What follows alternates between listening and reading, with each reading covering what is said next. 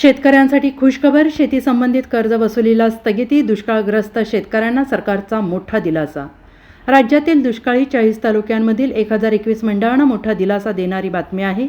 शेतीशी संबंधित कर्ज वसुलीस स्थगिती देण्यात आलेली असून कर्जाचे पुनर्गठन करण्याचे आदेश सरकारकडून देण्यात आलेले आहेत। राज्यभरातील 40 दुष्काळी तालुक्यांमधील तब्बल 1021 महसुली मंडळांना सरकारकडून मोठा दिलासा मिळाला आहे। राज्य सरकारच्या सहकार आणि पणन विभागाने शेतीशी संबंधित कर्ज वसुलीस स्थगिती देत कर्जाचे पुनर्गठन करण्याचे आदेश आलेले आहेत। त्यामुळे दुष्काळी पट्ट्यातील लाखो शेतकऱ्यांना मोठा दिलासा मिळाला आहे।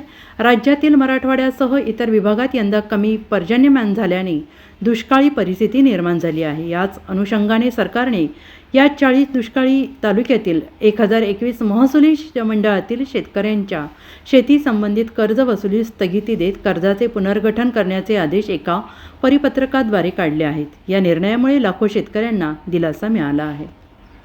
Bureau report, SBN Marathi.